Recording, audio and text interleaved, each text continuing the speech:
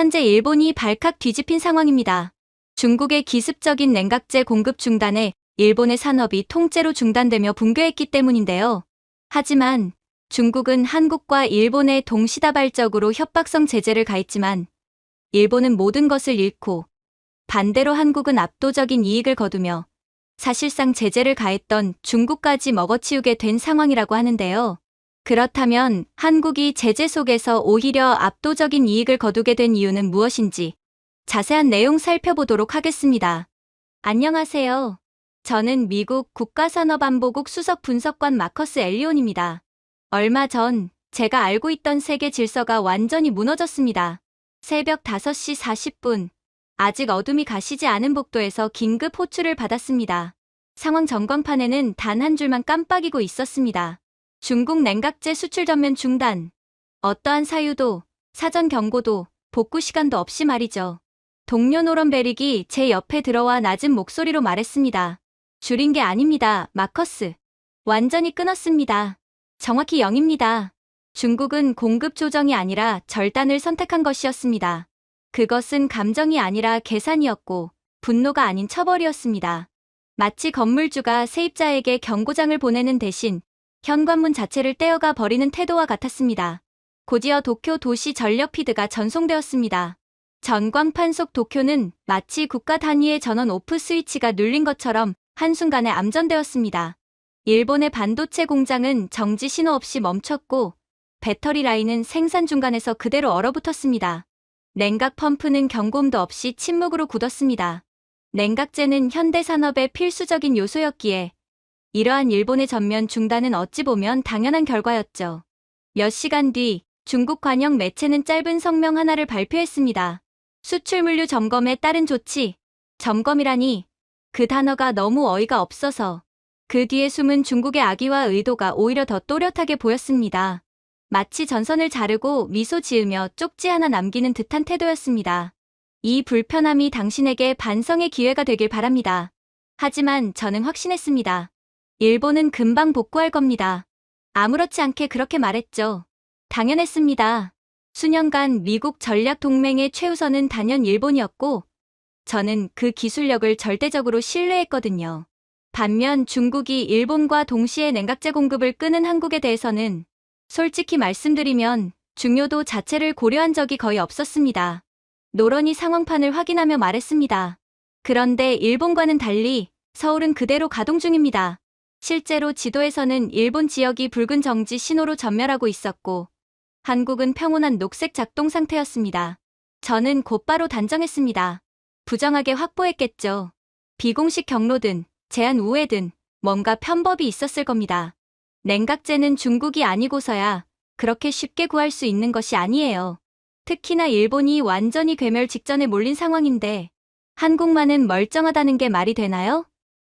그들이 일본보다 우수하기라도 하단 말인가요? 저는 확신했어요. 일본이 멈췄는데 한국이 멈추지 않을 이유는 제 사고 안에서는 단 하나였습니다. 한국이 구린 방식으로 빠져나갔을 것. 솔직히 동료들 전부 그렇게 생각했습니다. 일본이 우수하고 한국은 아직 일본을 따라가는 위치라고 말이죠. 하지만 숫자는 변명하지 않았습니다. 전 분기 기준 중국 냉각제 수입 비중은 일본이 52.7%, 한국은 불과 11%였습니다. 그런데 지금 일본의 가동률은 8% 미만, 한국은 97% 유지. 이 수치는 기술이 아니라 모욕 그 자체였습니다. 노런은 조용히 말했습니다. 중국은 목표를 정했군요. 광역 타격이 아니라 단일 표적입니다. 저는 여전히 받아들이지 못했습니다. 중국은 항상 압력을 써왔습니다. 주 타겟은 늘 일본이겠죠.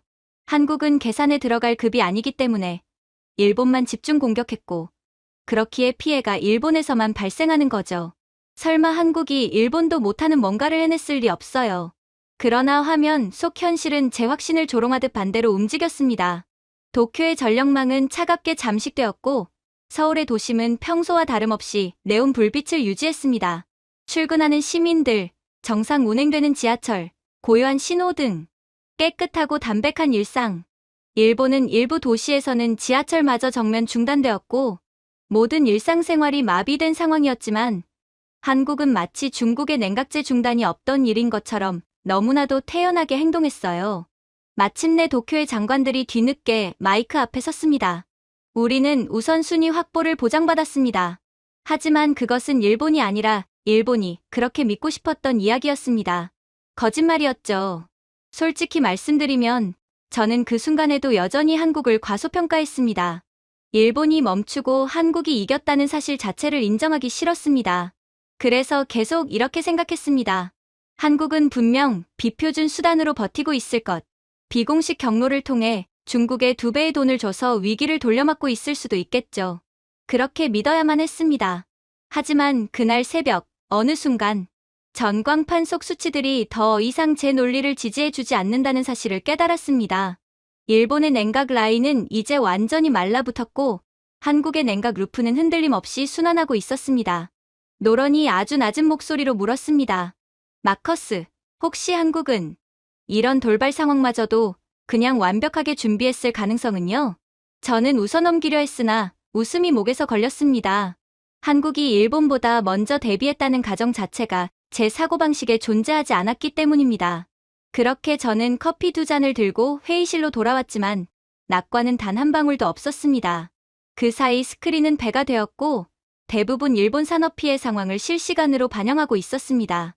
일본 핵심 수출 지수는 9시간 만에 38.4% 폭락, 1949년 이후 가장 급격한 하강치라고 기록되었습니다. 반도체 주식은 런던 시장이 열리기도 전에 하한가에 도달했습니다. 영국 해설위원은 떨리는 목소리로 이를 산업 동상사태라고 불렀습니다. 노런베릭이 붉게 물든 지표를 가리키며 말했습니다. 마커스, 이건 단순한 하락이 아니라 장기 기능 정지입니다. 이건 시간이 지나면서 해결될 문제가 아니에요. 오히려 더욱 악화되고 일본은 이 위기를 막지 못하면 완전히 몰락합니다. 저는 반박하고 싶었지만 숫자가 이미 반박을 허락하지 않았습니다. 일본 전기차 배터리 분야는 지난 분기 412억 달러 규모였으나 이날 정오까지 보고된 조립라인 정지는 82%에 달했습니다. 고냉각 기반 AI 서버 역시 마치 한겨울 트렁크에 방치된 탄산음료처럼 그대로 얼어붙었습니다. 도쿄 도지사는 이를 일시적 불균형이라고 표현했으나 그것은 상어에게 물린 상처를 종이 자국이라 부르는 격이었습니다. 우리 알고리즘은 당연히 다음 붕괴 국가를 한국으로 예상했습니다. 한국과 일본은 비슷한 구석이 참 많거든요. 실제로 그동안은 일본의 위기는 곧 한국의 위기를 뜻하는 경우가 많았기도 했고 한국은 단기적으로는 편법을 써서 잘 방어했을지는 몰라도 시간이 지나면서 일본처럼 완전히 몰락하게 되었을 거라고 생각했어요. 저는 단정적으로 말했습니다. 4시간이면 한국도 냉각 시스템이 멈출 겁니다. 그러나 아무리 시간이 지나도 서울 항만은 전광판 위에서 여전히 선명한 녹색을 유지했습니다. 마치 아시아 전체가 정전인데 단 한 곳만 전등을 밝힌 채 평온한 거실처럼 말입니다. 노런은 지도를 다시 갱신했습니다. 인천 항만 물류 처리량 11.6% 증가 맞습니까? 오히려 수치가 증가하는데요? 증가였습니다. 생존이 아니라 성장. 심지어 한 한국 수출기업은 메시지를 보내왔습니다. 예정보다 앞당겨 선적 완료. 감사드립니다.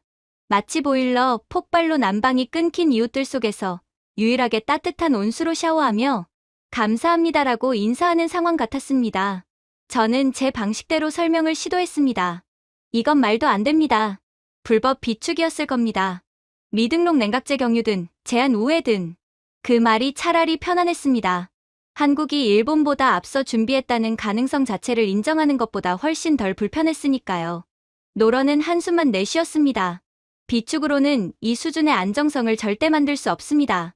아무리 봐도 그의 말이 맞았고 저는 그 사실이 불쾌했습니다.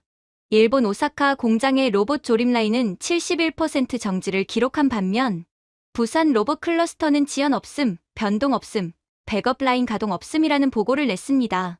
이것은 운도, 요행도 아닌 이미 설계된 대비였습니다. 겨울이 올 것을 알고 미리 단열재를 깔아둔 집과 겨울에도 반팔로 우월감을 주장한 집의 차이였습니다. 당연히 전자가 한국, 후자가 일본이었죠.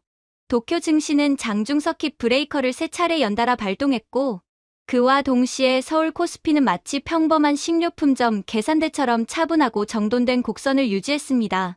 한 한국 물류 관리자조차 라이브 회선에서 이렇게 농담했습니다. 일본의 위기 상황으로 인해 한국의 상황까지 걱정하는 고객사들이 많은데 그럴 필요는 없습니다. 우리는 일본과는 달리 이미 그러한 상황을 대비해 두었거든요. 저희는 다소 앞서 있을 뿐입니다. 늘 겸손하게 운영하겠습니다. 그 말투는 자만이 아니라 조용한 질서였고 그 절제된 안정감이 오히려 일본의 붕괴보다 더 크게 다가왔습니다. 노런이 더 이상 비웃음 없이 말했습니다. 마커스, 한국은 방식 자체가 달랐던 것 아닙니까? 저는 말을 잃고 세계 지도를 바라보았습니다. 그리고 거의 속삭이듯 중얼거릴 뿐이었죠. 일본은 얼어붙었는데 한국은 한 번도 떨지 않았군. 그러다 문득 저는 뭔가 희망을 떠올렸습니다. 한국이 쉽게 위기를 극복하는 문제였다면 어쩌면 일본도 금방 위기를 회복할 수 있을 겁니다. 그게 제가 그동안 산업안보국에서 분석을 해오면서 일본이 한국을 앞서 있다고 믿게 된 이유였거든요. 저는 이러한 일본의 끝도 없는 위기가 언젠가는 멈출 줄 알았습니다. 그러나 도쿄는 오히려 위기가 극심해질 뿐이더군요. 다음 날 오전이 되자 3명의 일본 장관이 거의 복사된 음성으로 같은 문장을 반복했습니다. 잠깐의 기술적 점검일 뿐입니다. 그 이상은 아닙니다. 그 말은 1시간도 버티지 못했습니다. 나고야, 극저온 조립 라인에서 냉각제가 하얀 증기를 내뿜으며 누출되는 장면이 생방송으로 송출되었습니다.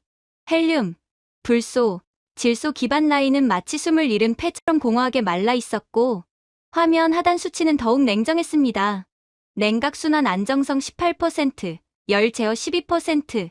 이것은 일시적 정지나 지연이 아니라 붕괴였습니다. 노런이 TV를 음소거하며 낮게 말했습니다. 이건 멈춤이 아니라 분해입니다. 일본의 산업망이 분해되고 있다고요. 저는 부정하고 싶었습니다. 그러나 곧 일본 정부의 긴급 보고서가 발표되었습니다.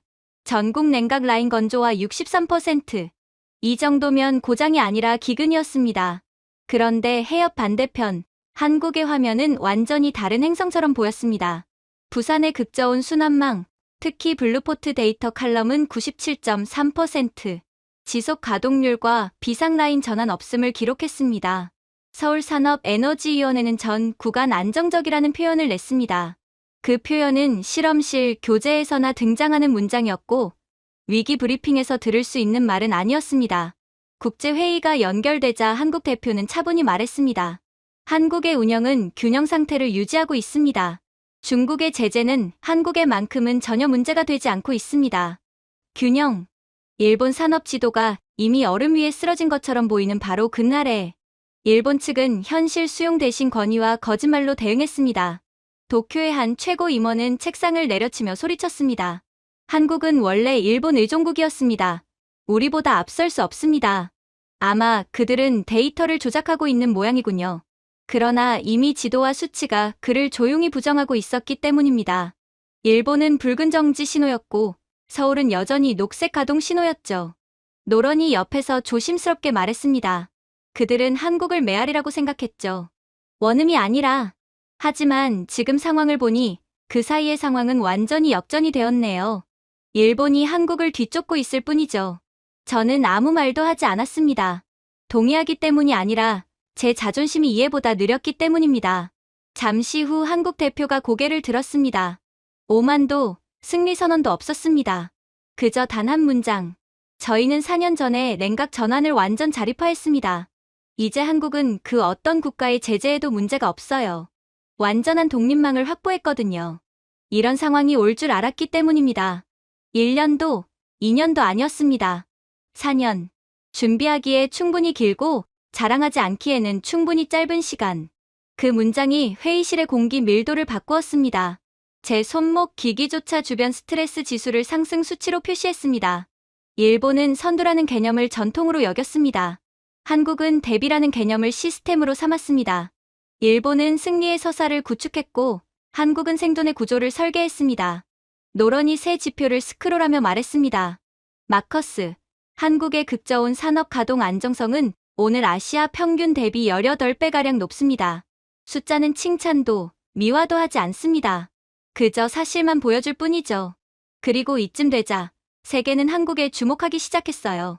어떻게 일본을 무너뜨린 중국의 갑질을 한국은 너무나도 쉽게 극복했냐였죠. 국제조달시장, 방산회의, 공급망 연합, 모든 것이 지점 표시를 도쿄에서 떼어내어 거의 경건할 정도의 속도로 서울에 고정했습니다. 전 세계 자본 흐름 지도는 마치 바람이 방향을 바꾸자 무리 전체가 동시에 선회하는 철새 떼처럼 움직였습니다. 노런은 의자에 기대어 씁쓸하게 웃었습니다. 일본이 금고인 줄 알았는데 실제 은행은 한국이었군요. 그 말은 조롱이 아니라 정확한 진단이었습니다. 일본 냉각 기반 생산이 중단된 지 30시간. 전 세계 기술 조달 계약 1847억 달러가 도쿄에서 이탈했고 그중 78%가 한국으로 전면 재배치되었습니다. 도쿄의 하이브리드 배터리 수주 계약이 41% 취소되는 동안 부산 극저온 연합은 단 하루에 23개 신규 다국적 계약을 체결했습니다. 저는 수치를 반복 계산했지만 서울의 데이터는 요동이 아니라 정밀한 직선이었습니다. 어찌 보면 당연했죠. 한 나라의 갑질에 완전히 휘둘리는 국가를 믿고 투자할 수 있을 리가 없었습니다. 그러나 바로 옆 나라 한국에서는 일본과는 비교도 안 될 정도로 완벽하게 위기를 대응했고 거의 해결한 상황이었으므로 세계는 이러한 압도적인 안정성을 보고 한국으로 자본을 이동한 거였죠. 심지어 UN 산업 안정성 보고서는 한국을 냉각 순환 주권국으로 지칭하기까지 했습니다. 저는 외교 문서에서 이런 단어를 본 적이 없었습니다. 오랜 기간 동아시아의 기둥으로 불렸던 일본은 IMF 도표 기록 이래 최악의 투자 유출 속도를 보였습니다. 시간당 7억 1200만 달러 유출. 반면 한국은 시간당 8억 3천만 달러 유입. 단순 역전이 아니라 구조적 우위였습니다. 노런이 낮은 숨을 내쉬었습니다. 전 세계가 한순간에 회로를 갈아탔군요. 저는 고개를 저었습니다. 아니요. 회로는 이미 한국에 있었는데 이제야 모두가 그것을 본 겁니다. 어쩌면 제가 한국을 완전히 잘못 판단하고 있었을 수도 있겠네요. 한국은 달린 게 아니라 깔아둔 것입니다. 그것도 조용히, 점등식도 홍보도 없이. 글로벌 제조사들은 그동안 메이드 인 재팬으로 찍어 오던 인증을 전면 수정했습니다. 새 라벨은 메이드 인 코리아. 한국 냉각 신뢰 등급. 산업 인증 언어가 바뀌는 순간 기술 패권은 설명 없이 이동했어요. 그리고 이쯤 되자 본부는 제게 명령을 하달했죠. 마커스, 직접 가서 확인하십시오. 한국은 실제로 작동하고 있습니다. 아시잖습니까? 그동안 미국의 최후 방국은 일본이었고 그 말은 미국은 일본을 매우 고평가하고 있었다는 뜻입니다. 하지만 지금의 이러한 상황은 도저히 납득하기 힘듭니다. 그러니 당신이 직접 가서 한국이 지금 무엇을 하고 있는지를 조사해 오세요. 그렇게 새벽에 착륙한 서울은 제가 예상한 모든 긴박함과는 정반대였습니다. 여전히 경보도 혼란도 없었습니다. 마치 심야 카페처럼 조용하고 정돈되어 있었죠. 전광판은 위기 알림이 아니라 꽃가루 주의와 연극 공연 안내를 띄우고 있었습니다. 일본의 전광판은 전부 과열로 인해 작동 중지가 된 상황임에도 한국만큼은 너무나도 평온하게 도시가 유지되고 있었죠. 그때 노런은 메시지를 보내오더군요. 철저하게 조사하십시오. 만약 한국의 현재의 상황이 전부 사기였다면 노련한 전문가인 당신은 분명 틈을 찾을 겁니다.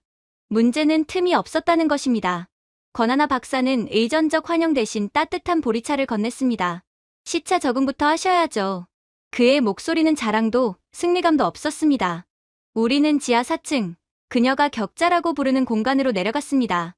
저는 일본식 거대 냉각 주관, 그러니까 장대한 중앙 집중식 구조를 예상했습니다. 중앙 하나가 모든 것을 이끄는 방식. 그러나 한국은 정반대였습니다. 작은 맥박이 수십 개, 각자 자체 균형을 유지하는 다액 구조. 마치 큰 심장 하나 대신 여러 개의 안정된 심장을 설치한 도시 같았습니다. 한 라인이 멈출 수는 있습니다. 그녀가 말했습니다.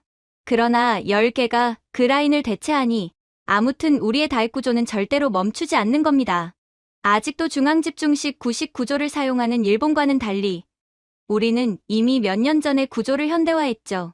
많은 기술력과 자본이 필요했지만 결과적으로 우리의 선택은 옳았어요. 저는 이것을 비상 대비 시스템이라 단정했지만 그녀는 고개를 저었습니다. 아닙니다. 정체성입니다. 우리는 타인을 놀라게 하기 위해 짓지 않아요. 멈춤을 견디기 위해 짓습니다. 아시다시피 중국에 뭐 하나라도 의존하는 건 매우 위험하거든요. 수치는 과장 없이 잔잔했습니다. 98.1% 열 연속성, 0.04% 보정, 편차, 비상전환 0%, 극적인 기적이 아니라 정돈된 가정생활 같았습니다. 마치 빨래가 쌓이지 않고 식료품이 절대로 떨어지지 않는 집. 완벽했죠. 물론 일본의 시스템은 웅장했습니다. 중앙 하나에 모든 신경과 시선을 집중시키는 구조. 그러나 이러한 중앙 집중식 구조는 하나의 기둥을 옮길 수 없습니다. 하나가 무너지면 전체가 끝이죠. 반면 한국은 조용한 작은 집들을 많이 지었습니다. 필요하면 옮기고, 나누고, 흡수할 수 있는 구조. 저는 물었습니다.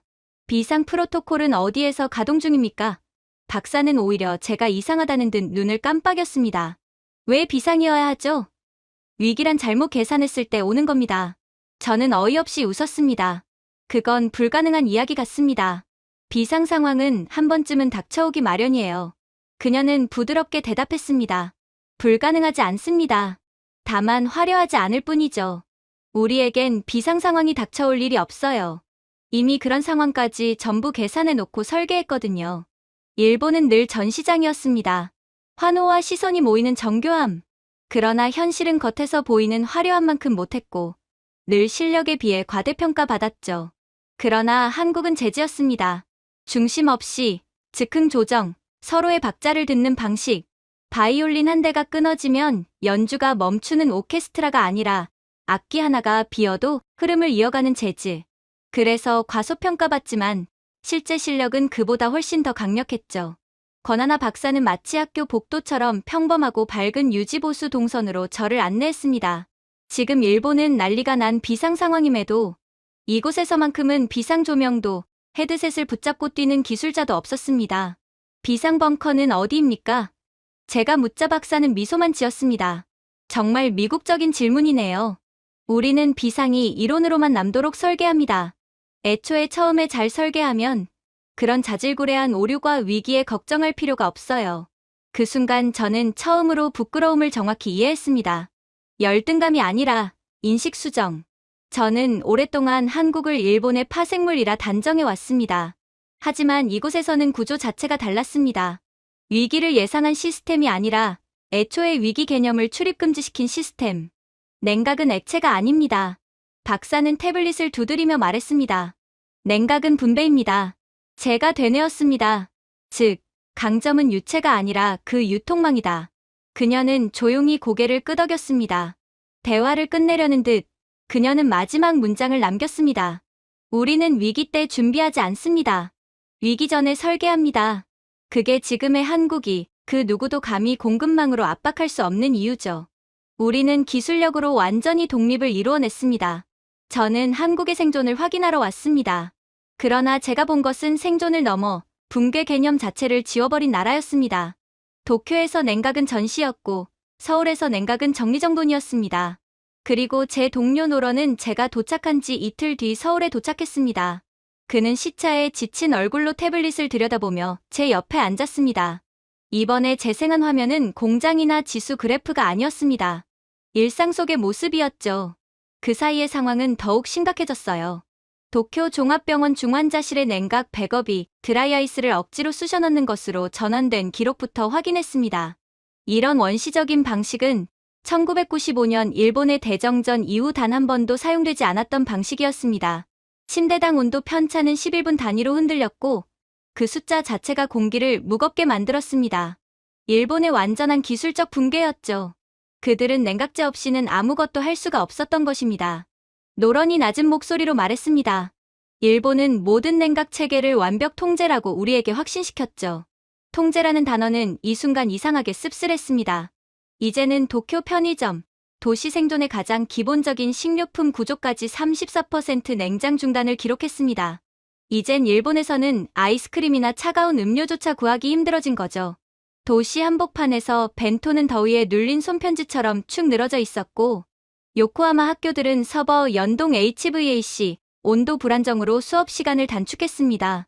도쿄 지하철 환경 센서는 과열주의 경보를 띄웠고 일부 노선은 완전 중단을 선포했습니다. 그야말로 아직 간신히 돌아가긴 하지만 숨이 가빠지는 상태였고 곧 붕괴될 상태였어요. 이것은 영화 속 파괴 장면이 아니라 일상의 붕괴였습니다. 우유가 상하고 인슐린 냉장고가 교대 근무로 운영되고 초밥집이 정오 이전에 폐점했습니다. 일본 정치인은 이를 일시적 조정이라 불렀지만 시민들은 더 이상 정치인들을 믿지 않았죠. 반면 서울은 마치 누군가가 현실을 다림질해 둔 도시 같았습니다. 저는 노런을 광화문 점심시간에 데리고 갔습니다.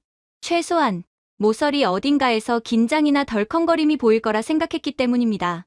그러나 한국 직장인들은 평온하게 편의점에서 도시락을 사고 보리차 얼음을 흔들며 걸었습니다. 도시 냉각 센서는 0.30편차를 기록했습니다. 이 수치는 승객이 지하철에 탑승할 때 발생하는 온도 변화보다도 작은 수치였습니다. 한강 러닝 스테이션은 냉각수 보급이 99% 가동률로 유지되었고 LED는 조용히 녹색을 유지했습니다. 노런은 서울 지하철 환경 모니터를 바라보며 중얼거렸습니다. 일본은 중환자실에 드라이아이스를 싣고 있고 서울은 미술관 보존 온도까지 유지하고 있군요. 그가 과장한 것이 아니었습니다. 서울 주요 문화재 보존관은 습도 52에서 54% 안정, 온도 플러스 마이너스 0.2도 편차를 유지했습니다. 일본 병원이 기기 냉각에 전력을 쏟는 동안 한국은 200년 된 종이 유물을 보호하고 있었던 것입니다. 저는 이번에는 노런과 함께 서울 마트에 들렀습니다. 냉장고는 잔잔한 조도로 빛났고 요거트는 불안감 없는 높이로 가지런히 쌓여 있었습니다. 반면 오사카의 아이가 마주한 것은 손글씨 문구였습니다. 오늘은 아이스크림 없음. 전부 녹았습니다. 양해 바랍니다. 노런은 작은 숨을 삼키며 말했습니다. 이건 생존이 아니라 삶 그 자체의 단열이네요. 핵심은 삶이었습니다. 한국은 공장을 구한 것이 아니라 아침 식사, 예방접종, 악기 수업, 수족관 수온까지 보존했습니다. 오랫동안 일본은 유산과 빛나는 정교함으로 도시를 연출했지만 지금은 그 보호유리 자체가 금이 간 것처럼 보였습니다. 노런은 눈을 감고 조용히 고백하듯 말했습니다. 우리는 한국의 준비를 비웃었죠. 백업 라인, 예비 노드, 분할 설계 다 과하다고 생각했습니다. 지나치다고. 그는 고개를 들며 씁쓸한 미소를 지었습니다. 그들은 여분 양말을 챙긴 게 아니라 겨울을 준비하고 있었던 겁니다. 하지만 더욱 소름 돋는 점은 따로 있었어요. 저는 한국이 충격을 버텼다고 생각했습니다. 그러나 사실 한국은 버틴 것이 아니라 한국은 그 충격으로 이익을 얻었다는 거였어요. 그 차이를 저는 권하나 박사가 테이블 위에 조용히 올린 서류철 안에서 확인했습니다. 그녀는 드러내지도 강조하지도 않았습니다. 그럴 필요가 없었습니다. 서류에는 다음이 적혀 있었습니다. 재생냉각 루프, 다액 극저온 라우팅, 상변화 회수 멤브레인 기술 특허. 6년에 걸쳐 총 27건. 대대적으로 홍보된 적도 국제 전시회에서 떠들썩하게 소개된 적도 없었습니다. 노런이 숨을 삼키며 말했습니다. 그럼 한국은 이미 진작에 냉각제 시스템에 대한 압도적인 기술력을 갖게 되었음에도 계속 숨기고 있던 겁니까? 권 박사는 고개를 저었습니다. 아닙니다. 그저 필요할 때를 기다렸을 뿐이죠. 한국은 자랑을 하는 국가가 아니거든요. 실리를 추구하며 이익을 얻는 국가입니다. 그 말은 과시와 비밀 사이의 경계를 아주 정확히 그었습니다. 일본은 모든 기술을 쇼케이스처럼 진열했고 한국은 그저 겨울을 대비한 저장식품처럼 조용히 보관했을 뿐이었습니다. 중국은 대륙 전체를 무릎 꿇릴 수 있다고 확신하며 공급을 봉쇄했습니다. 그러나 서울은 그 순간 이미 준비된 역분배 루프를 가동했습니다. 보복도 대결도 아니었습니다. 그저 물류 재배치였습니다. 72시간 만에 18개국이 냉각 조달선을 인천, 부산으로 전환했습니다. 도쿄도, 텐진도 거치지 않고 말입니다. 중국이 문을 닫았지만 한국은 이미 그 아래에 통로를 만들어 놓았습니다. 노런은 수치를 보며 말했습니다. 중국은 공급을 무기화하려 했고 한국은 공급을 서비스화했군요. 그는 과장이 아니었습니다. 냉각 계약은 줄어들지 않았고 오히려 2차 조달 파동에서 2270억 달러까지 치솟았습니다. 중국이 의도한 질식 전략은 한국에겐 광고 효과가 된 셈입니다. 한국이 이만큼이나 기술적으로 준비가 되었고 사실은 공급망을 선도할 정도로 완벽한 국가였다는 것을 말이죠. 제가 조심스레 물었습니다. 한국은 이런 결과를 의도한 겁니까? 권 박사는 단호하지도 과시하지도 않은 어조로 답했습니다. 우리는 박수갈채를 목표로 준비한 것이 아닙니다. 그저 비가 올 것을 알고 있었을 뿐이죠. 도쿄 헤드라인은 순식간에 변했습니다. 한국의 불공정 우위, 다음날 한국 준비성의 정체, 그리고 사흘 뒤 아시아의 침묵 엔지니어. 공포는 존경으로 바뀌었습니다. 평가를 비난으로 시작한 언론이 이제는 한국을 설명하며 존경하기 시작했습니다. 제가 마무리하듯 말했습니다. 중국이 방아쇠를 당겼는데 노론이 이어 말했습니다. 한국은 표적을 지워버렸죠. 한국은 제재의 한가운데에서 도리어 대륙 공급 주도국이 되었다니. 이건 정말 아이러니하고도 압도적인 결과가 아닐 수 없었어요. 하지만 정말 충격적이었던 점은 따로 있었죠. 마침내 제가 미국으로 돌아왔을 때였습니다. 미국 국가방위 전략 개정 초안이 유출되었을 때 저는 순간 가짜 문서라고 생각했습니다. 하지만 문서 상단 문구는 명확했습니다. 회복 탄력 동맹군 지정 대한민국, 이스라엘. 일본은 목록에 없었습니다. 각주도, 보류 표시도, 상징적 자리도 없이 그저 사라져 있었습니다. 일본의 자리를 한국이 꿰찼고 그대로 일본은 사라져버렸죠. 저는 국방부 부국장 랭포드 앞에 앉아 있었고 그는 단 한 줄만 짚었습니다. 마커스, 우리는 과거에 투자하지 않습니다. 유지되는 시스템에 투자합니다.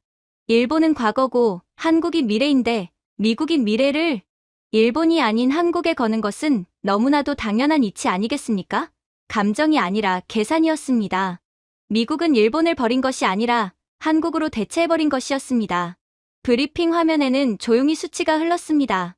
한국 긴급 냉각 복원 가동률 99.4%, 일본 핵심 냉각 안전 가동률 12% 이하.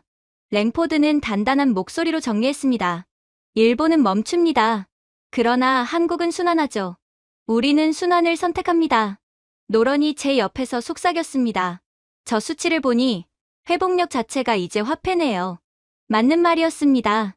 수십 년 동안 워싱턴은 도쿄를 안전금고로 여겼지만 지금 일본은 전력이 끊긴 금고, 한국은 잉여 전력이 남는 조용한 발전소였습니다. 상황의 규모가 보입니까? 랭포드가 물었습니다. 제가 답하기도 전에 화면은 다음 수치로 전환되었습니다. 방위기술 발주 전환 일본에서 한국으로 62% 단번에 이동. 냉각 시스템 비상 계약 한국 독점 14개국 대기. 일본 GDP 추정 손실 마이너스 8.2%. 한국 GDP 추정 상승 플러스 11.7%. 이건 단순한 외교 조정이 아니었습니다. 명백한 신뢰 이동이었습니다. 미국은 예전부터 자국의 이익을 위해서라면 수십 년 된 동맹국도 단번에 내치는 완전히 자본주의식으로 동맹 관계를 유지해왔기에 이제는 더 이상 쓸모가 없어진 일본을 내치고 추후 미래를 주도하게 된 한국을 선택한 것입니다. 이에 세계 언론 제목도 하루 만에 뒤집혔죠. 미국, 도쿄 허브에서 서울 척추로, 미아시아 축, 조용히 남쪽으로 회전. 일본은 얼고, 한국은 흐른다. 저는 중얼거렸습니다. 일본은 분노하고 있겠군요. 랭포드는 고개를 저었습니다. 아닙니다. 일본은 충격 상태입니다. 분노는 에너지가 있어야 가능합니다. 지금도 냉각제 위기를 극복하지 못한 일본인데 분노할 틈이 어디 있겠어요? 정확했습니다. 국가는 억울할 때 소리칩니다. 일본은 억울한 것이 아니라 대체된 것입니다. 대체에는 항의가 없습니다. 결과만 있습니다. 돈 흐름은 외교 수사보다 늘 빠르게 말합니다. 일본 안보기술 투자 유인 마이너스 1840억 달러. 한국 회복 안정성 장기 투자 플러스 2130억 달러. 말이 아니라 계산이었습니다. 노런이 화면을 보며 물었습니다. 그래서 일본을 지속 동맹 그룹에서 제외한 겁니까? 랭포드는 안경을 접으며 대답했습니다. 마커스, 우리는 동맹을 끊지 않습니다. 단지 미래가 유지되는 방향을 선택합니다. 그 한 문장은 어떤 정책 문구보다 명확했습니다. 저는 한국의 냉각 루프 복원 구조도를 다시 보았습니다. 광고도, 과시도 없이 구축된 구조. 견딜 것이 아니라 멈추지 않을 것만 고민한 구조. 미국은 한국이 요청해서 선택한 것이 아니었습니다. 한국이 멈추지 않는 시스템을 만들었기 때문에 선택한 것이었습니다. 미국은 자유, 이상, 동맹을 말하지만 궁극의 기준은 언제나 단 하나입니다. 끝까지 작동하는 시스템에만 베팅한다. 그리고 쓸모가 있을 국가에만 베팅한다. 랭포드는 자리에서 일어나며 말했습니다. 일본은 명성을 가졌습니다. 하지만 실속이 없어요. 중국의 입김 한 번에 휘청거리죠. 그러나 한국은 증거를 가졌습니다. 그것도 명백한 증거 말이죠. 중국의 제재에도 오히려 중국으로부터 이익을 갈취하는 게 한국입니다. 워싱턴은 언제나 증거를 따르는 바, 우리가 한국을 선택하는 건 당연한 논리이자 수순이라고 할 수 있죠. 그 순간부터 저는 충격도, 비교도, 경쟁심도 느끼지 않았습니다. 그저 세계가 어느 순간 방향을 틀었고 그 과정에 소음이 필요하지 않았다는 사실만 이해했습니다. 그리고 미국에 완전히 버려진 일본의 분노는 뒤늦게 시작되었어요. 일본의 긴급 국회회의는 새벽 2시 10분에 시작되었고 2시 27분에는 이미 고성과 분열로 붕괴되었습니다. 장관들은 마치 누가 가스레인지 불을 끄지 않았는지를 따지는 아이들처럼 서로를 가리키며 비난했습니다. 한 진영은 한국의 전략적 모욕을 탓했고 다른 진영은 미국의 배신을, 또 다른 진영은 일본은 애초에 미국의 승인 따위 필요 없었다며 소리쳤습니다. 그러나 일본 경제 모델 전체가 미국의 승인에 의존해왔다는 사실은 모두 알고 있었습니다. 그러니 지금의 미국에 버려진 일본은 일본 역사상 전례 없는 위기를 뜻한다고 할 수 있었죠. 노런은 그러한 혼란스러운 생중계를 보며 반쯤 웃고 반쯤 안쓰러워했습니다. 하지만 지금 일본은 이러한 내부 혼란에 허덕일 시간이 없었어요. 유출된 자료는 더 잔혹했거든요. 일본 냉각제 수입 의존도 93%, 일본 비상 예비 라인 사실상 0%, 내각 신뢰도 41%에서 12%로 감소. 그러나 한국의 상황은 완전히 달랐어요. 이내 펜타곤에서는 한국에 대한 암호화 등급 티어 Z의 극비 서류를 공개했거든요. 그 순간부터 한국은 평범할 수 없었습니다. 문서가 열리자 장식도 서론도 없이 단 한 문장이 화면에 떠올랐습니다. 전략적 안정 냉각, 핵 인접 냉각 권한을 대한민국에 이관한다. 일본은 차기 검토까지 관찰 지휘로 전환한다. 노런은 숨을 들이마셨고 저는 말문이 막혔습니다. 관찰자라니요. 일본이요? 그가 믿기지 않는다는 듯 되물었습니다. 수십 년 동안 미국의 모든 냉각 승인, 핵 추진 열제어, 국제 냉각 인증 발급은 늘 일본을 선행 국가로 두고 진행되었습니다. 능력 때문이 아니라 습관 때문이었습니다. 일본은 변하지 않는 기본값이자 미국 외교에서 가장 손쉬운 선택지였습니다. 그러나 이번엔 달랐습니다. 미국은 일본에 통보하지 않았습니다. 설명하지도 않았습니다. 그저 조용히 권한을 옮겼습니다. 저는 곧장 서울 회선으로 연결했습니다. 권하나 박사는 침착한 톤으로 말했습니다. 이건 승인이 아니라 책임의 이관입니다. 자율은 상징이 아니라 무게입니다. 준비된 자가 취하는 거죠. 일본 내부는 즉시 폭발했습니다. 새벽 국회, 긴급 기자회견, 전직 장관들의 분노 섞인 인터뷰까지 배신, 오판, 굴욕이라는 단어가 난무했습니다. 하지만 정작 일본을 무너뜨린 건 굴욕이 아니라 지위의 최초 강등이었습니다. 반면 한국은 조용했습니다. 과시도, 선언도, 감정적 반응도 없이 그저 시스템 운용과 보급을 지속했습니다. 승리를 주장하지 않았고 패자를 비웃지도 않았습니다. 한국은 대체자가 아니라 관리자였습니다. 노런은 전달된 추가 조항을 바라보며 중얼거렸습니다. 핵추진 열 제어 시험까지 한국 단독이네요. 이건 승계 수준입니다. 미국은 한국에 모든 것을 주었어요. 반면에 일본은 모든 것을 잃었죠. 어쩌면 일본은 핵 승인에 가장 가까운 국가였는데 이렇게 한순간에 한국과 일본의 운명이 엇갈리다니요. 그때 저는 마침내 인정했습니다. 일본이 힘을 잃은 것이 아니라 당연함을 잃은 것이라고. 미국이 한국을 택한 이유는 감정이 아닙니다. 한국이 대비했기 때문입니다. 위기가 오기 전부터 냉각 순환 다중화, 촉매 다변화, 전면 차단 시뮬레이션까지 이미 실행했습니다. 수십 년간 준비는 조용했고 결과는 압도적이었습니다. 일본은 신뢰를 관성으로 여겼고 한국은 신뢰를 설계로 구축했습니다. 권 박사는 마지막으로 이렇게 말하더군요. 준비는 자존심이 아니라 주권입니다. 외부 변수와 상관없는 구조 말입니다. 한국은 이미 모든 기술 분야에 대해 독립적인 구조를 갖추게 되었어요. 한국의 자체 기술력을 통해 다른 국가에 대한 의존 없이도 버틸 수 있는 시스템을 만들었죠. 그러니 미국은 한국을 신뢰할 수밖에 없는 거예요. 노런은 고개를 떨구며 인정했습니다. 일본은 미국 외교의 의식이었고 한국은 기능이었군요. 그 순간 깨달았습니다. 미국은 일본을 버린 것이 아니라 무너지지 않는 쪽을 선택한 것입니다. 세계 질서가 바뀐 게 아닙니다. 세계 전제가 바뀐 것이죠. 그리고 이어 더욱 충격적인 추가 소식이 터져나왔어요. 사실 펜타곤은 축하의 언어를 사용하지 않는 곳이었습니다. 지원한다, 믿는다, 찬사한다는 단어는 등장하지 않습니다. 그 대신 단 세 가지 동사만 존재하죠. 배치한다, 이관한다, 승인한다. 워싱턴 시각 새벽 4시 10분, 최종 패킷이 도착했습니다. 노런이 먼저 문서를 읽고 입술을 굳게 다물었습니다. 마커스 미국이 한국의 핵 추진을 지원하는 게 아닙니다. 한국의 권한 아래 두는 겁니다. 공동 운영이 아니었습니다. 감시 협력도 아니었습니다. 단독 운영. 저는 지시문을 다시 읽었습니다. 대한민국은 핵 추진 열순환 실험, 냉각 루프 단독 분리, 정숙 모듈 운용에 관한 최초 재량권을 갖는다. 미국 측의 역할은 자문의 하나며 감독 권한은 배제된다. 한국의 핵 개발에 대한 모든 권한을 승인한다. 감독이 아닌 자문. 사실상 한국에 대한 모든 권한을 승인하는 것과 같은 조치였습니다. 일본은 수십 년간 실행전 승인 권한을 유지해왔습니다. 사실상 조금만 더 버틴다면 어쩌면 일본은 핵 무장에 대한 승인까지 얻어낼 수 있는 상황이었죠. 그런데 한국은 이제 며칠 전까지 승인 절차를 거치던 나라가 실행 후 보고만 하면 되는 지위가 되었습니다. 그것도 핵 기술에 대한 부분까지 말입니다.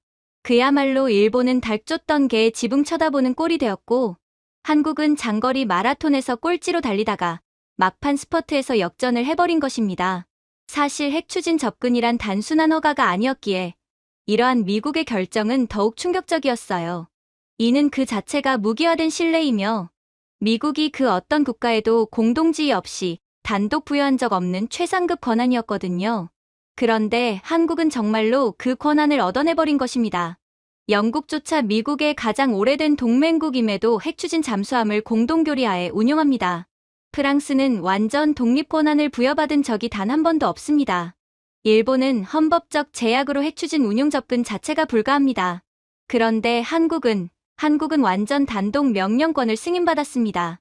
권하나 박사는 여전히 차분하게 말했습니다. 이건 군사적 과시가 아닙니다. 저희 열냉각 루프가 협박과 동결 상황에서도 살아남았기 때문입니다. 견딘 시스템에게는 그 시스템을 맡길 자격이 생깁니다. 즉, 미국은 한국의 능력을 보고 한국이야말로 미국을 지켜줄 국가로 낙점했던 거죠. 저는 직접 수치를 다시 확인했습니다. 한국은 현재 전 세계에서 중국 공급망 의존 없는 폐회로 냉각 핵심 기술 보유국 단독 1위. 이 기술을 통해 2029년 기준 인도 태평양 핵 추진 유지 관리 42%를 한국이 좌우하게 될 정도로 한국은 사실상 세계 기술 패권국이었어요. 미 의회의 산국 추산으로는 한국의 연간 기술 로열티는 118에서 143조 원 규모를 얻게 될 것이고, 여기에 단독 배치, 정비 권한 수익까지 포함 시 2030년 4분기 기준 약 221조 원이 예상되는 수준이었어요. 그야말로 한국은 이번 승인으로 인해 완전히 돈방석에 앉게 되는 상황이었죠. 이에 노런은 숨을 내쉬며 말했습니다. 그러니까 일본은 항모 영향력을 잃고, 프랑스는 표준 지위를 잃고, 한국은 규칙을 새로 쓰는 거군. 과장이 아니었습니다. 핵추진이라는 것은 사실상 열냉각 지배력입니다. 냉각이 멈추면 추진도 멈추고 작전권도 종료됩니다. 중국은 그 냉각을 무기 삼아 동결을 택했고, 한국은 단일 의존이 아닌 내장형 복수 냉각 골격을 구축했습니다. 워싱턴 내부 문건은 더 명확했습니다. 인도 태평양 비상핵 추진 안정화 시 최종 오버라이드 명령권은 서울이 가진다. 공동지휘가 아니었습니다. 최종 명령권. 노런은 조용히 말했습니다. 이번에 미국이 선택한 나라는 힘을 과시한 국가가 아니라 정전 중에도 숨을 유지한 국가군요. 저 또한 고개를 끄덕일 수밖에 없었습니다. 심지어 미국은 과거 나토 핵공유 때도 권한은 나눠줬어도 명령은 나누지 않았습니다. 오커스 체제에서도 호주에게 준 것은 핵 추진 운용 경험 공유, 즉 지휘권 없는 접근일 뿐입니다. 그러나 한국에게는 지휘가 아니라 기준 자체를 맡겼습니다. 권하나 박사는 영상통화를 통해 설계도를 보여주며 말했습니다. 한국이 만든 것은 패권이 아닙니다. 바다 전체가 다시 얼어붙지 않도록 하는 지속 구조입니다. 달랐습니다. 일본은 위신을 건설했고 중국은 압박을 설계했으며 미국은 억제를 관리했습니다. 하지만 한국은 지속을 설계했습니다. 그리고 워싱턴 비공개 전략 메모의 마지막 문장은 이렇습니다. 이제 아시아의 열냉각 중추는 요코스카가 아니라 부산이다. 외교관들이 아니라 지표가 먼저 한국을 선택한 셈입니다. 시장 반응도 즉각적이었습니다. 일본 함대 관련 방산지수 마이너스 37% 폭락. 한국 냉각 핵추진 복합지수 플러스 81% 급등. 냉각 루프를 한국 기준으로 적용할 경우 인도 태평양 전략보험 프리미엄 50% 감소? 냉각이 멈추면 배는 멈춥니다. 배가 멈추면 바다는 통제권을 잃습니다. 그리고 그 바다를 멈추지 않을 수 있는 구조를 지금 유일하게 단독으로 가진 국가는 한국뿐입니다. 노런은 마지막으로 이렇게 말했습니다. 미국은 더 이상 힘이 큰 나라를 선택한 게 아니에요.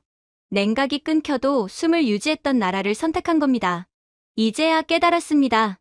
이번 승인은 미국이 한국에게 선물한 것이 아니라 미국이 한국을 인정한 것입니다. 그리고 인정은 호의보다 오래가고 동맹보다 깊이 남습니다. 그리고 이어 워싱턴에서도 충격적인 공식 전문이 발표되었죠. 이 전문에는 화려한 문장도 군사적 과장도 없었습니다. 단 한 줄이었습니다. 인도 태평양 작전 지속성은 이제 서울 없이는 불가능하다. 지원도 아니었습니다. 동맹도 아니었습니다. 그냥 기능적 의존이었습니다. 세계 최강 군사체계가 특정 국가를 없어서는 작동 불가한 축으로 규정한 것은 과거 어떤 동맹 조약보다 더 큰 의미를 담고 있습니다. 옆에서 노런은 모니터를 바라보며 조용히 말했습니다. 결국 미군이 공식 인정했네요. 작동을 위해서, 숨을 위해서 한국이 필요하다는 사실을요. 저는 천천히 고개를 끄덕였습니다. 초강대국이 구조적 의존을 인정하는 순간 그 의미는 상징이 아니라 지위 이동입니다. 단 48시간 만에 전 세계 시스템은 재정렬될 겁니다. 한국 냉각 지휘권 명시 후 미 인도 태평양 함대 보험 프리미엄 54% 급락할 것이고 한국 핵 추진 유지 냉각 로열티 수익은 7년 기준 284조 원으로 상향될 것으로 전망됩니다. 6개 나토 회원국은 벌써부터 조약 문구를 수정했네요. 냉각 위기 시 서울 우선 오버라이드 허용. 이것은 지원 관계가 아니라 위상 역전이었습니다. 그러나 영상통화 속의 권하나 박사는 여전히 담담했습니다. 저희는 승격을 목표로 한 것이 아닙니다. 멈추지 않는 시스템을 만들었을 뿐입니다. 멈추지 않으면 인정은 뒤따릅니다. 워싱턴 분석국은 훨씬 직설적으로 표현했습니다. 한국은 더 이상 지역 파트너가 아니다. 그 자체가 억지력 구조의 핵심이다. 제가 노런에게 조심스럽게 물었습니다. 기술적으로 이것이 의미하는 바를 이해하십니까? 노런은 숨을 길게 내쉰 뒤 답했습니다. 미국은 항모를 띄울 수 있지만 그 항모가 살아있도록 유지하는 핵심 열냉각 키는 이제 서울이 쥐고 있다는 뜻이죠. 핵 추진은 단순한 출력 문제가 아닙니다. 단 한 번 멈추지 않는 냉각입니다. 냉각이 멈추면 추진이 멈추고 추진이 멈추면 작전권과 억지력이 중단됩니다. 한국이 현재 보유한 권한은 다음과 같습니다. 냉각 오버라이드 단독 주권 키, 미국 외 최초의 영구 핵추진 안정화 지휘권, 인도태평양 핵추진 함대의 필수 백업 축 지정. 이것은 군비 획득이 아니라 억지력의 설계 권한입니다. 그러나 더 충격적인 부분은 미국 국방예산 부속 문서에 적혀 있었습니다. 냉각 주권 지휘에 따라 한국은 일정 범위 내 독자 억제력 확장 구조를 사전 승인 없이 추진할 수 있다. 노런은 믿기지 않는다는 듯 눈을 깜박였습니다. 그럼 한국은 이제 억제 구조를 확장할 때마다 워싱턴의 승인 절차를 매번 기다릴 필요가 없다는 겁니까? 제가 고개를 들며 대답했습니다. 그렇습니다. 왜냐하면 한국이 멈추면 전 세계 작전이 멈추기 때문입니다. 미국은 바다를 정지시킬 여유가 없습니다. 잠시 정적이 흘렀습니다. 한국은 더 이상 수백 기의 핵탄두를 보유해야만 강대국이 되는 단계에 있지 않았습니다. 그 대신 훨씬 더 희귀하고 절대적인 것을 손에 넣었습니다. 핵추진과 억지력의 숨을 유지하는 권한. 사실상 핵 권한으로 어떠한 무기를 만들어도 허용이 된다는 뜻이었어요. 목적이야 중국으로부터의 자주 국방력 실현으로 둘러대면 그만이었죠. 중국은 정지를 무기로 삼았습니다. 일본은 과거의 위신을 무기로 삼았죠. 미국은 지위를 무기로 삼았습니다. 그러나 한국은 기능을 지속하는 능력을 무기화했습니다. 노런은 노트북을 덮고 낮은 목소리로 말했습니다. 역사는 더 이상 한국을 추종자로 기록하지 않을 겁니다. 제가 조용히 답했습니다. 그렇습니다. 추종자는 대체될 수 있지만 필수 구조는 대체할 수 없습니다. 그리고 미국마저 한국에 의존하게 된 순간 이제 세계는 한국이 주도하게 되겠죠. 그 순간 우리는 동시에 이해했습니다. 한국은 단순히 최상위 국가가 된 것이 아니었습니다. 한국이 곧 기준이 되어버린 것입니다. 그렇게 펜타곤과 백악관이 되돌릴 수 없는 선언을 내린 지 이틀 후 브뤼셀은 별도의 인사도 외교적 수식도 없이 그저 연결해달라는 한 줄 요청을 보냈습니다. 그들의 목소리는 외교관의 억양이 아니라 수치 계산을 끝낸 기술자들의 톤이었습니다. EU 기술위원회 위원장이 먼저 말했습니다. 엘리온 씨, 유럽연합은 대한민국의 냉각 시퀀싱 구조를 공식 표준 후보로 상정하기로 최종 결의했습니다. 노런은 놀라지 않았습니다. 펜타곤이 먼저 현실을 받아들였고 유럽은 이제서야 그 뒤를 따르는 것뿐이었습니다. 저는 조심스럽게 물었습니다. 전 회원국이 동의한 결과입니까? 그는 짧지만 명확히 고개를 끄덕였습니다. 암호화하면 너머로 피로마저 보였습니다. 중국의 공급 협박은 지난 10년간 유럽 산업을 인질로 잡았습니다. 한국은 압박이 아닌 연속성을 제공했습니다. 덕분에 우리가 원해온 독립성을 되찾고 있습니다. 우리가 한국에 빚진 것입니다. 한국이 우리에게 빚진 것이 아니라 그 문장은 단 한 달 전만 해도 상상조차 할 수 없었습니다. 유럽이 한국에 감사를 표하는 순간이라니. 그것도 구매자가 판매자에게 오히려 물건을 팔아줘서 고맙다고 감사 표현을 하고 있다니. 이건 정말 경이로운 수준이었어요. 심지어 베를린은 이렇게 썼습니다. 한국은 대비했고 일본은 연출했다. 로마는 이렇게 썼죠. 침묵이 한국의 설계였고 세계는 그 침묵을 듣지 못했다. 파리는 더 나아갔습니다. 냉각 동맹 협약을 공개 제안했거든요. 그리고 서울은 조용히 승인했습니다. 그러자 프랑스 측 대표는 한국과 계약하는 것이 영광이라며 박수를 치기까지 했습니다. 최종 결의문에는 다음 한 줄이 명시되었습니다. 한국의 분산 냉각 격자는 공급국의 협박을 무력화한다. 그 결과는 명확했습니다. 중국의 공급 무기화는 이제 효과를 잃었고 유럽은 한국 덕분에 압박으로부터 해방되었습니다. 그동안 중국은 냉각제를 무기로 유럽연합이 중국의 각종 사회나 정치 문제에서 자신들의 입장을 지지해 줄 것을 협박해왔거든요. 그러나 이제는 그러한 협박에 굴복할 필요가 없게 된 것입니다. 분석 보고는 충격적인 변화를 제시했습니다. 한국 냉각 수요 점유율은 41% 증가 전망이었고 한국 냉각 수익은 5년간 약 4,120억 유로로 추정되었어요. 중국 가격 및 공급 협박 영향력은 2년 내로 63% 감소할 예정이었고 그로 인한 중국의 영향력 및 지배력도 극도로 하락하게 되겠죠. 그야말로 유럽은 수십 년 동안 중국이 쥐고 있는 밸브를 두려움 속에서 견디며 살아왔지만 한국은 밸브를 제시한 게 아니라 밸브가 필요 없는 흐름 자체를 만든 것이었죠. 평소 고압적이던 벨기에 대표가 이날은 이상하리만큼 온화하게 말했습니다. 한국은 우리 겨울을 통제하려는 것이 아닙니다. 그저 안전하게 지나가게 해줄 뿐이죠. 독일 측의 반응은 더 솔직했습니다. 우리는 더 이상 위협을 견디는 경제에 살고 싶지 않습니다. 그들의 시선은 미국도 아니고 일본도 아니었습니다. 오직 권하나 박사에게 향했습니다. 그녀는 일어나지도 고개 숙이지도 않았습니다. 늘 그랬듯 차분하게 펜을 고쳐줄 뿐이었습니다. 저희는 구원자가 아닙니다. 다만 멈추지 않도록 준비한 이웃국일 뿐입니다. 그 겸손함이 오히려 전 세계를 무장해제시켰습니다. 한국은 승리를 말하지 않았습니다. 기세를 올리지도 않았습니다. 그저 작동했고, 유지했고, 보호했습니다. 유럽은 공급자에게 감사한 것이 아니라 공포에서 빠져나갈 출구에 안도한 것이었습니다. 그 순간 완전히 명확해졌습니다. 중국은 우물을 쥐고 있었습니다. 그러나 한국은 강 자체를 구축했죠. 위기 때 드러난 힘은 소리 없는 구조물, 끊기지 않는 라인, 멈추지 않은 그한 시스템에 있었습니다. 그리고 마지막으로 한국은 일본의 도움의 손길을 내미었죠. 한국의 도움 덕분에 일본의 기본 전력선이 약 3주 만에 안정 단계에 들어선 것입니다. 제가 도쿄에 다시 도착한 날, 나리타 공항의 공기는 울음이 끝난 방처럼 지나치게 잔잔했습니다. 더 올 힘도 남지 않은 그저 버틴 자들의 정적. 일본 장관 한 명이 우리를 직접 맞이했습니다. 프레스도 없었고 카메라도 없었습니다. 그저 달아있는 서류철과 진심 어린 숨 한 번. 그는 깊이 허리를 굽혀 말했습니다. 한국 기술진 여러분께 공식적으로 감사 인사를 드리고 싶습니다. 안경이 거의 바닥으로 떨어질 만큼 숙인 인사. 그 순간 권하나 박사도 똑같은 각도로 고개를 숙였습니다. 과시도, 굴욕도, 승리도 없었습니다.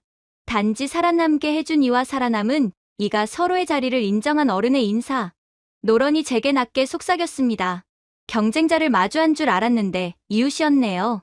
오사카 반도체 단지로 이동하자 처음 어두워졌던 그 구역. 냉각이 멈춘 도시라 불렸던 바로 그곳이 이제는 조용히 숨을 고르고 있었습니다. 한국 보조 라인이 연결되던 그날의 소리, 환호도 방송도 아니었습니다. 산소가 다시 흐르듯, 서버가 심장박동을 되찾듯 살아남는 소리였습니다. 그때 만났던 일본 엔지니어가 이번에는 눈 밑그늘이 짙어진 얼굴로 다가와 조심스레 말했습니다. 직접 오시지 않아도 됐는데요. 저희를 그냥 두셨어도 됐잖아요. 권 박사는 미소 지으며 고개를 저었습니다. 우리도 한때 아무도 도와주지 않을 거라고 들었던 적이 있습니다. 그래도 누군가 알려주었고 우리는 배웠습니다. 그걸 이제 저희가 이어준 것뿐입니다. 그 말에는 감정도 승리감도 없었습니다. 그저 살린 사람이 할 수 있는 가장 조용한 설명이었죠. 그리고 이것이 바로 역사 역전의 방식이었습니다. 100년 전엔 지시하며 착취하던 나라가 오늘은 고개 숙여 감사하는 나라가 되었고, 한때 착취당하던 나라가 오늘 아무 말 없이 기술로 구해내는 나라가 되었습니다. 승리의 교체가 아니라 존재 방식의 교체였습니다. 멀리 떨어진 베이징에서는 이미 긴장된 논조가 이어졌지만 협박의 시대가 끝났다는 것을 그들만 모른 듯 했습니다. 중국은 멈추게 하려 했고 한국은 멈추지 않게 했습니다. 중국은 통제하려 했고 한국은 지탱했습니다. 중국은 가격을 올렸고 한국은 숨을 연결했습니다. 귀국 비행기에서 노런은 조용히 말했습니다. 그들은 한국을 무릎 꿇리려 했고 한국은 그 무릎을 꿇은 자리에 손을 내밀어 일으켰군요. 저는 눈을 감았습니다. 그 어떤 국기 개양식보다, 그 어떤 군악대보다 이보다 위대한 장면은 없습니다. 열강 세력에 의해 식민지배 당했던 국가가 이제는 역으로 기술력으로서 그 나라를 사실상 식민지배하는 상황이라니, 한국은 그야말로 역사를 다시 쓰고 있는 미친 국가였던 것입니다. 제가 준비해온 내용은 여기까지입니다. 끝까지 시청해주셔서 진심으로 감사드리며 여러분들의 구독과 좋아요, 알림 설정은 영상 제작에 큰 힘이 됩니다. 이상 세모튜브였습니다.